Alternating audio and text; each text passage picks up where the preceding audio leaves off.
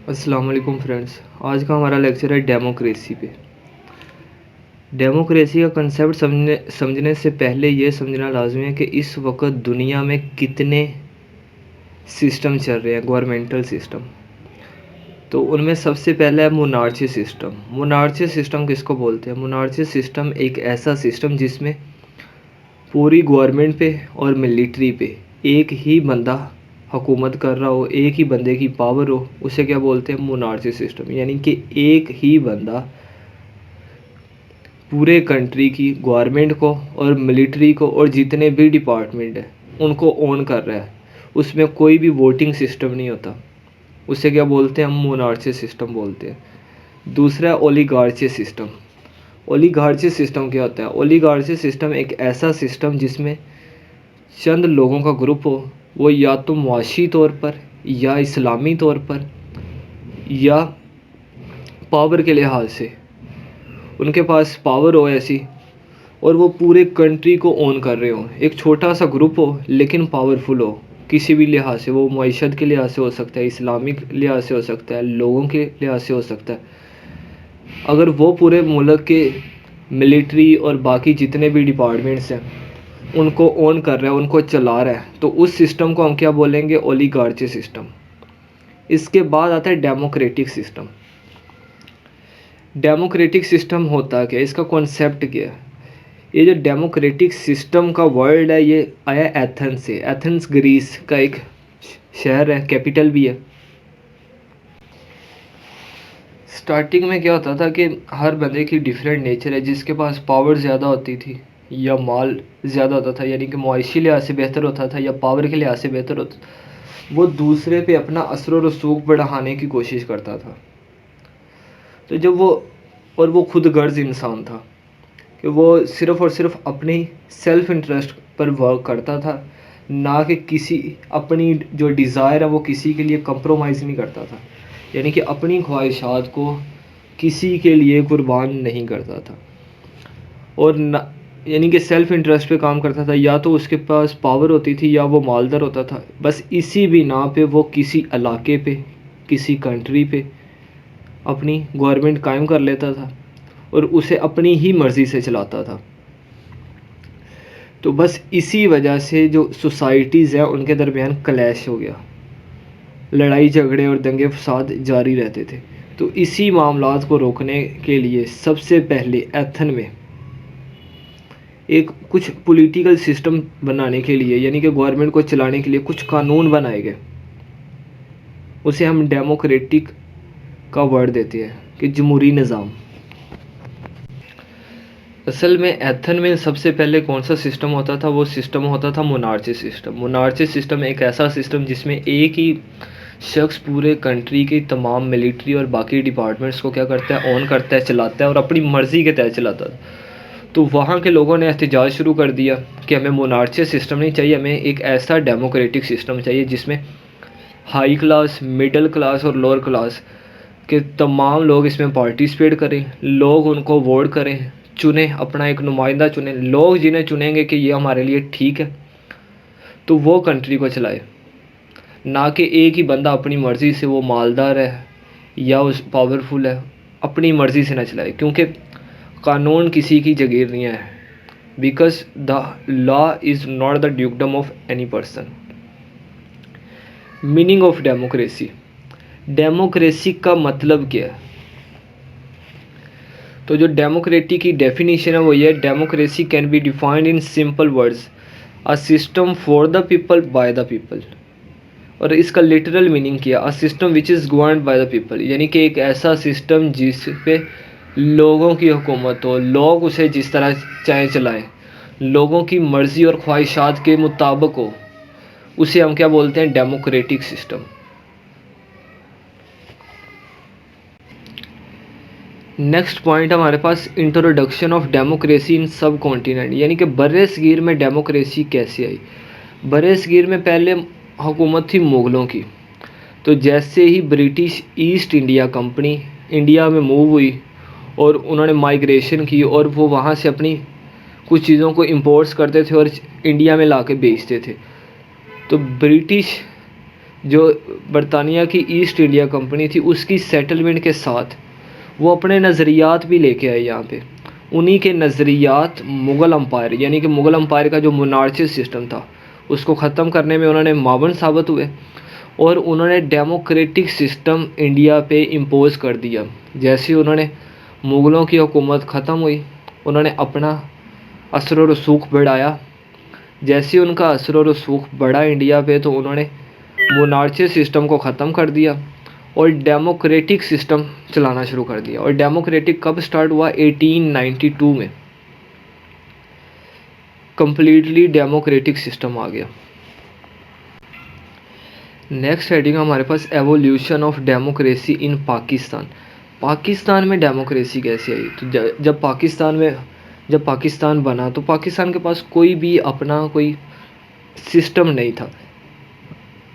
تو پاکستان نے بھی پھر ڈیموکریٹک سسٹم کو ہی فالو کرنا بہتر سمجھا. پاکستان کے پاس جو ڈیموکریٹک سسٹم ہے وہ پاکستان کا اپنا نہیں ہے, وہ انڈین ایکٹ 1935 کا اسی سے ہی لیا گیا. تو پاکستان انیبل تھا, پاکستان نے جب کوئی قانون بنایا ہی نہیں ہوا تھا تو پاکستان مجبور ہو گیا 1935 کے ایکٹ کو فالو کرنے پہ. تو پاکستان نے وہی سب کانٹیننٹ میں جو قانون بنا ہوا تھا اسی کو اڈوپٹیڈ کیا اور اسی کو چلانا شروع کر دیے. یہ ملک لیا تو لا الہ الا اللہ کے نام پہ گیا تھا اور اس میں اسلامی حکومت کا پرچار کرنے کے لیے, لیکن کوئی فارمل پالیسی نہ ہونے کے یعنی کہ کوئی پراپر پلان نہ ہونے کی بجائے انہیں مجبوری کے طور پہ ڈیموکریٹک سسٹم کو فالو کرنا پڑا. ایک سوال بہت زیادہ پوچھا جاتا ہے, از ڈیموکریسی سوٹیبل ان پاکستان؟ تو کیا ڈیموکریسی پاکستان میں سوٹیبل ہے یا نہیں, یا انڈیا میں سب کانٹیننٹ میں یا پاکستان میں ڈیموکریسی سوٹیبل ہے تو کہ نہیں؟ تو اس کا جواب ہے یس, ڈیموکریسی سسٹم ہی لوگوں کی نیڈ ہے اور یہ سوٹیبل ہے.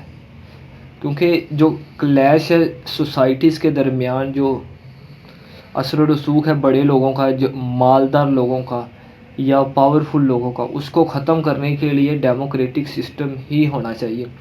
لیکن ایک اور سوال یہاں پہ پیدا ہوتا ہے, ڈیموکریٹک سسٹم تو صرف ان لوگوں کے لیے ہوتا ہے جو پڑھے لکھے ہوں, جو اس سے واقف ہوں, نہ کہ ان کے لیے جو ان واقف ہوں جنہیں اپنے رائٹس کا ہی نہیں پتہ. تو ان کے لیے ڈیموکریٹک سسٹم بالکل بھی نہیں ہوتا. ڈیموکریٹک سسٹم ان کے لیے ہوتا ہے جو لوگ اپنا حق جانتے ہوں کہ ہمارا حق کیا ہے اور گورنمنٹ کا حق کیا ہے, وہ اپنے رائٹس جانتے ہوں, وہ پڑھے لکھے ہوں, ان کے لیے ڈیموکریٹک سسٹم ہوتا ہے. تو پاکستان کے لیے ڈیموکریٹک سوٹیبل ہے, لیکن جو ٹرو میننگز آف ڈیموکریسی ہے اس کو ریوائیو کرنے کی ضرورت ہے تاکہ لوگوں میں اویئرنیس پھیلائی جائے, انہیں زیادہ سے زیادہ تعلیم دی جائے اور ان کی نیڈز کو مد نظر رکھتے ہوئے قانون بنایا جائے. اگر ان کی رائٹس, ان کے نیڈز کو مد نظر رکھتے ہوئے قانون بنایا جائے گا, اس میں امینڈمنٹ کی جائیں گی, تو جو ڈیموکریٹک سسٹم ہے لوگوں کی لائف بہتر کرنے میں بہت ہی اچھا اور اہم کردار ادا کرے گی. اگر ہم انہیں اویئرنیس دیں, تعلیم دیں, ایجوکیشن دیں, تبھی یہ وائٹل رول پلے کر سکتی ہے, ادروائز یہ پلے نہیں کر سکتی. نیکسٹ سلائیڈ ہمارے پاس characteristics of a democratic system. Democratic system کی خصوصیات کیا ہیں, یعنی کہ جس ملک میں ڈیموکریٹک سسٹم ہوتا ہے, ڈیموکریسی, جمہوریت کسے بولتے ہیں؟ جس میں لوگ فیصلہ کرتے ہیں. لوگ فیصلہ کیا کرتے ہیں؟ وہ ووٹنگ کے ذریعے اپنا راہبر چنتے ہیں کہ یہ ہمارا راہبر بہتر ہے, یہ ہماری نیڈز کو بہتر جانتا ہے اور یہ ہماری نیڈز کو فلفل کرے گا, یہ ہمیں روزگار دے گا, تعلیم کے موقع دے گا, ہسپتال بنائے گا, ہماری سڑکوں کو بہتر کرے گا, ہماری جو زندگی کے مسائل ہیں ان کو بہتر کرنے میں مدد کرے گا, مہنگائی کو کم کرے گا. ایسے لیڈر کو چننا کیا کہلاتا ہے؟ Democratic system. پاکستان کے اندر کیا ڈیموکریٹک سسٹم ہے یہ بعد میں بات کریں گے. کیا ٹرو میننگز کو فالو کیا جا رہا ہے کہ نہیں؟ ٹرو میننگز ہمیں سمجھ کے کیسے آئے گا کہ ڈیموکریٹک سسٹم میں عوام کے کیا رائٹس ہیں اور جو لیڈر رہبر ہوتا ہے اس کے کیا رائٹس ہیں. تو جب آپ کو سمجھ آ جائے گا کہ خصوصیات کیا ہیں، ڈیموکریٹک سسٹم ہوتا کیا ہے، اس کی خصوصیات کیا ہیں، اس کا پرپز کیا ہے، تب جا کے آپ کو سمجھ آئے گا کہ عام لوگوں کے رائٹس کیا ہیں. تو characteristic of a democratic system میں سب سے پہلا پوائنٹ ہے ڈیولیوشن آف پاور. پاور کی نچلے طبقے تک منتقلی. پاور کی نچلے طبقے تک منتقلی کیسے ہوگی؟ یعنی کہ پاکستان کے اندر جوڈیشری کا ڈپارٹمنٹ ہے، لوئر ہے، ہاسپٹلز ہیں، ڈاکٹرز ہیں، انجینئرز ہیں، یعنی کہ جتنے بھی ڈپارٹمنٹس ہیں، پولیس کا ڈپارٹمنٹ ہے، ملٹری کا ڈپارٹمنٹ ہے، ہر ایک کو پاور دی ہوئی ہے کہ وہ اپنے مخصوص علاقے مخصوص لوگوں پر اپنی حکومت قائم کریں اور ان کی نیڈز کے مطابق ان کا فیصلہ کریں. جب پاور مختلف ڈپارٹمنٹس میں ڈیوالو ہو جاتی ہے، نچلے طبقے تک منتقل ہو جاتی ہے، تو لوگ حق حاصل رکھتے ہیں. میں نے اسے ووٹ ڈالا تو میں نے اس بنیاد پر اسے ووٹ ڈالا تو میری یہ ضرورت پوری ہو بھی رہی ہے کہ نہیں، وہ کلیم کر سکتے ہیں. کوئی بھی سیکٹر، کوئی بھی ڈپارٹمنٹ، کوئی بھی آدمی ڈیموکریٹک سسٹم میں آزاد ہوتا ہے سوال کرنے کا کہ بھائی میں نے تمہیں ووٹ ڈالا، تم نے میری اس نیڈ کا خیال رکھا ہے یا نہیں رکھا. یہ ہوتی ہے true meaning of democratic system. تو ڈیولیوشن آف پاور، نچلے سے نچلے طبقے کے پاس پاور ہو، وہ اپنے فیصلے خود کر سکے.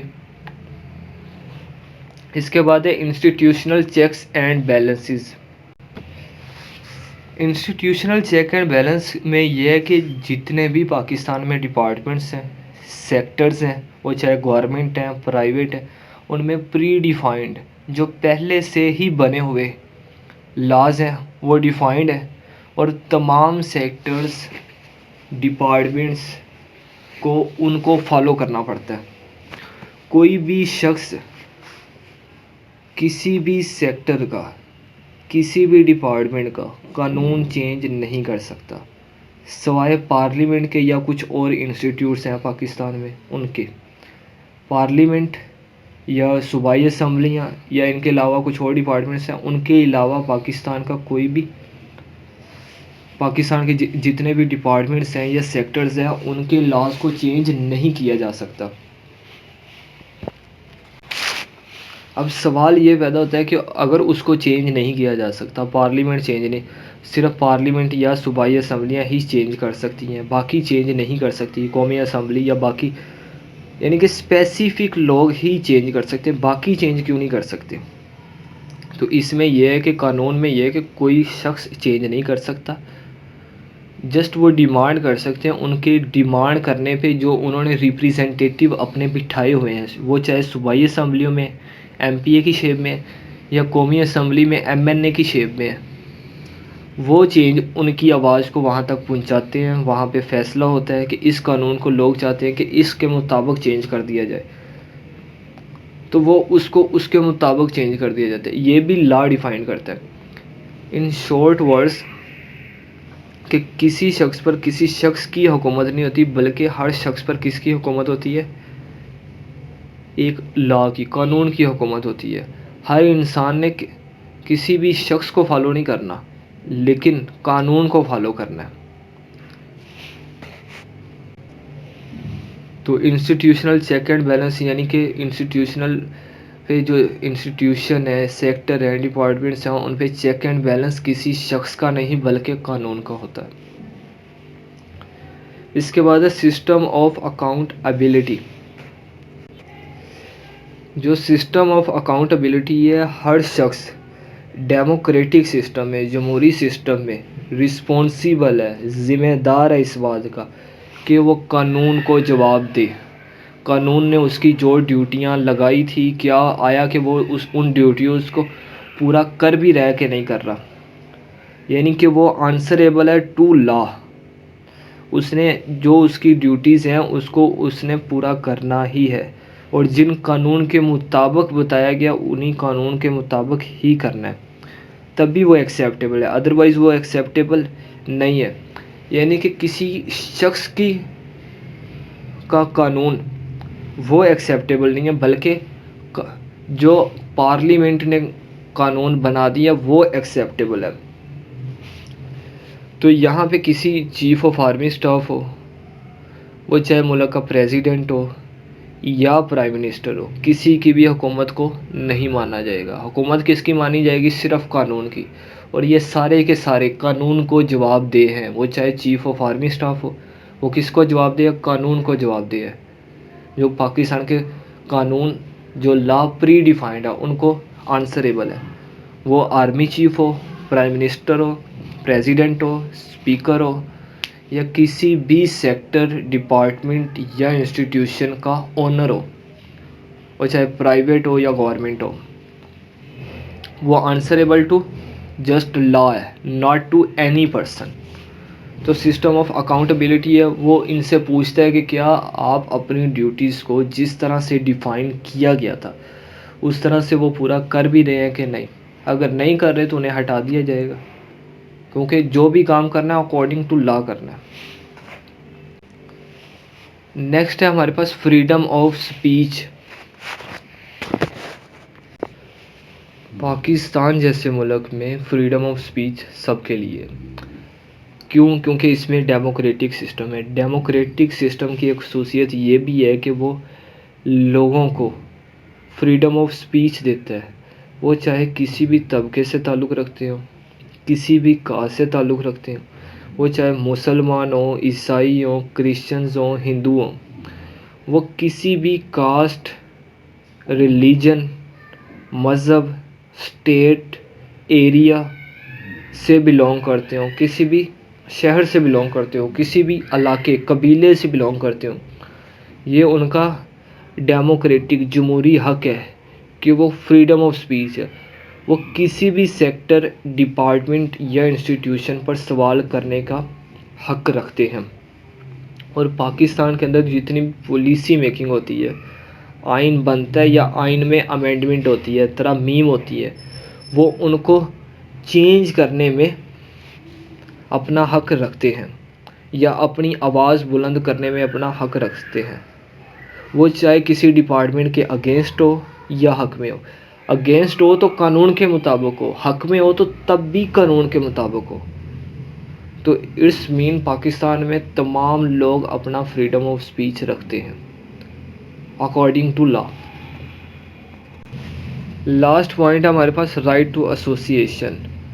پاکستان کے اندر جتنے بھی شخص ہیں، پھر وہی بات کہ وہ کسی بھی کاسٹ، قبیلے، ایریے، ٹرائب، کسی بھی سے بھی منسلک ہو سکتے ہیں. وہ کسی بھی پارٹی سے اپنے آپ کو منسلک کر سکتے ہیں، جیسے کہ ڈیموکریٹک پارٹیز ہیں، P M L N, Peoples Party, Tehreek Insaf جو آج کل چل رہی ہیں، اور بھی بہت زیادہ پارٹیز ہیں. تو کوئی بھی شخص کسی بھی شخص کو ووٹ دے سکتا ہے، اس کے پاس اپنا رائٹ ہے. وہ کسی کے ساتھ بھی منسلک ہو سکتا ہے. یعنی کہ ڈیموکریٹک سسٹم میں تمام لوگوں کے پاس رائٹ ٹو ایسوسیشن ہوتا ہے. وہ کسی بھی پولیٹیکل پارٹیز، ریلیجن پارٹی یا کسی کمپین میں جو کہ ڈیموکریٹک سسٹم کے انڈر آتی ہو، اس میں اپنا حصہ لے سکتا ہے. کیوں حصہ لے سکتا ہے؟ تاکہ ڈیموکریٹک سسٹم کو یا ڈیموکریٹک سسٹم کا جو پہیہ ہے اس کو چلانے میں وہ معاون ثابت ہو، بہتر ثابت ہو. تو یہ تھے کچھ ڈیموکریٹک سسٹم کی خصوصیات. تو ڈیموکریٹک سسٹم کی ہم نے 5 خصوصیات پڑھی، اور بھی بہت زیادہ ہیں. جو مین ہے وہ بتا دی گئی ہیں: devolution of power, institutional check and balances, system of accountability, freedom of speech, right to association.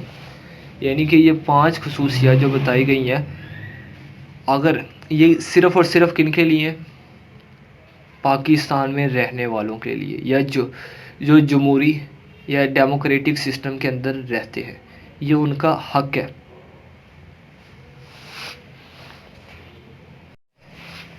ہمارے پاس نیکسٹ سلائیڈ ہے، اس میں colonial era and manoeuvring of democracy. Manoeuvring کا مطلب ہوتا ہے چلاکی. کلونیل ایرا یعنی کہ پاکستان میں جو برٹش گورنمنٹ رہ چکے ہیں انہیں بولتے ہیں ہم کلونیل ایرا، یعنی کہ برطانیہ کا دور حکومت. تو جو پاکستان کا ڈیموکریٹک سسٹم ہے، اس میں روٹس ہیں، اس میں جڑیں ہیں. یہ کن کی جڑوں سے نکلا ہوا ہے؟ یہ کلونیل ایرا سے ہی نکلا ہوا ہے، جو برطانیہ सब कॉन्टिनेंट पे हुकूमत करता रहा। ये उसी की जड़ें डेमोक्रेटिक सिस्टम जो पाकिस्तान में इस्तेमाल हो रहा है। मगर अफसोस के पाकिस्तान में जो डेमोक्रेटिक सिस्टम है, इसके ट्रू मीनिंग, इसकी जो रूह है, स्पिरिट है, इसको फॉलो नहीं किया जा रहा। बरतानिया ने जब इंडिया पे कब्ज़ा किया तो उन्होंने इस पे कौन सा सिस्टम चलाया? डेमोक्रेटिक। लेकिन ट्रू मीनिंग ऑफ डेमोक्रेसी नहीं चलाया उन्होंने। डेमोक्रेसी इसको जस्ट नाम दिया, ना कि इसके करेक्टरिस्टिक को फॉलो किया।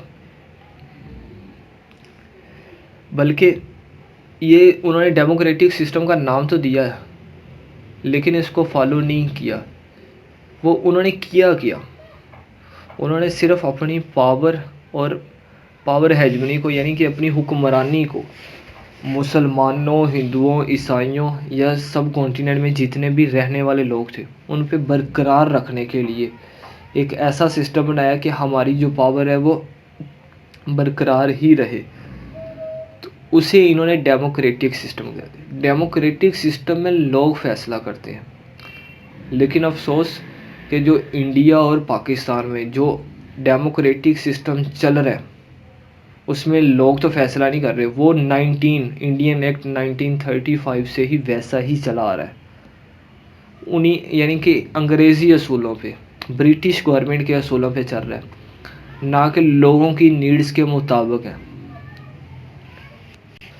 तो इन शॉर्ट वर्ड्स, जो पाकिस्तान में डेमोक्रेटिक सिस्टम है ये हकीकी डेमोक्रेटिक सिस्टम नहीं है। बात तो की जाती है कि डेमोक्रेसी को फॉलो करो, लेकिन उसकी स्पिरिट, उसकी रूह को फॉलो नहीं किया जा सकता। क्यों नहीं फॉलो किया जा रहा? क्योंकि इसमें जड़ें हैं ब्रिटिश गवर्नमेंट की, और ब्रिटिश गवर्नमेंट खुद जमहूरियत से तंग थी, लेकिन नाम जमहूरियत का लेती रही। तो इसी तरह उनके जो आजकल बनाए हुए मेंबर हैं या उन्होंने हुक्मरान बनाए हुए हैं, पाकिस्तान हो या इंडिया हो, उसमें ट्रू मीनिंग्स ऑफ डेमोक्रेसी को नहीं फॉलो किया जा रहा।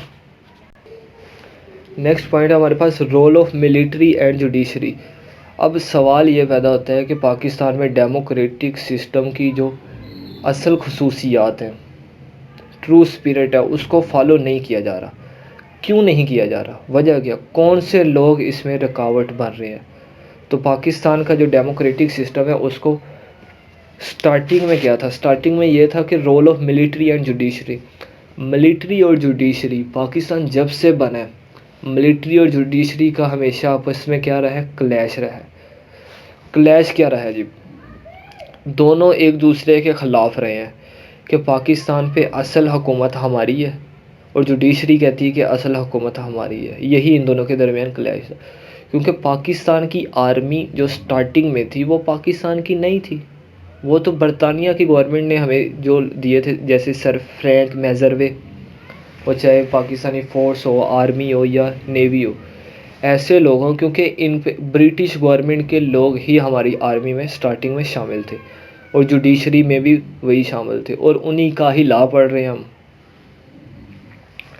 तो दोनों एक दूसरे में, इन दोनों के दरमियान क्लैश रहा कि पाकिस्तान पे हमने अपनी पावर हेजमनी क्रिएट करनी है, यानी कि असर और रसूख हमारा होगा, और जुडिशरी कहती हमारा होगा। इन दोनों के क्लैश की वजह से, या इनमें वो जो कॉलोनियल एरा, ब्रिटिश गवर्नमेंट जैसी जहनीत पाई जाने की वजह से, सिर्फ ये लोग क्या कर रहे हैं जी? पाकिस्तान के डेमोक्रेटिक सिस्टम को, या पाकिस्तान का जो democratic system, true meaning of democratic system या स्पिरिट ऑफ डेमोक्रेटिक सिस्टम को फॉलो नहीं कर पा रहा। उनमें मेन वजह जुडिशरी और मिलिट्री है। रिसेंटली आपने देखा होगा कि पाकिस्तान के एक जुडिशरी के बंदे ने परवेज़ मुशर्रफ के ख़िलाफ़ सख्त अल्फाज का इस्तेमाल किया, यानी कि जुडिशरी का बंदा किसके ख़िलाफ़ सख्त कर रहा है जी? आर्मी के ख़िलाफ़, मिलिट्री के ख़िलाफ़, कि इसको लटका देना चाहिए था।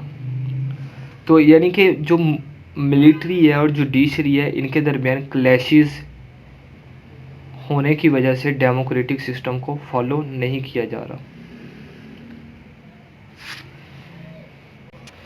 नेक्स्ट पॉइंट है हमारे पास सोशल डेवलपमेंट।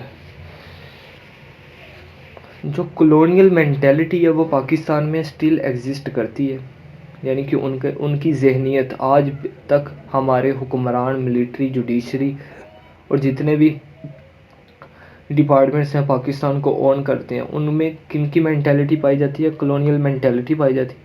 انہوں نے صرف انہی سیکٹرز کو گرو کیا جن سے وہ منی ارن کر سکتے تھے، کلونیل برٹش گورنمنٹ نے، یعنی کہ انہوں نے انہی سیکٹرز پہ ورک کیا جن سے انہیں فائدہ ہو، جس سے وہ پیسہ کما سکے، نہ کہ لوگوں کی سوشل ڈیولپمنٹ پہ کام کیا، یعنی کہ ہاسپٹلز پہ، ایجوکیشن سیکٹر پہ، روزگار پہ، ان پہ کام نہیں کیا۔ انہوں نے ایسی فیکٹریاں لگائی، ایسے کاروبار لگائے جن سے صرف انہیں فائدہ ہو، نہ کہ لوگوں کی پرسنل گروتھ ہو۔ اسی طرح آپ لوگ آج دیکھ لیں پاکستان کی پولیٹیکل پارٹیز، سیکٹرز، جتنے بھی امیر لوگ ہیں وہ صرف اور صرف ایسی جگہوں پہ انویسٹمنٹ کر رہے ہیں جہاں سے انہیں پروفٹ ہو، وہ نہ کہ لوگوں کی بیٹرمنٹ کے لیے، نہ ہی ان کی فلاح کے لیے، سوشل ہو، ایجوکیشنل ہو، پرسنل گرومنگ ہو، ان پہ کوئی بھی انویسٹ نہیں کر رہا۔ پاکستان کے جتنے بھی پولیٹیکل لیڈرز ہیں وہ کروڑوں روپے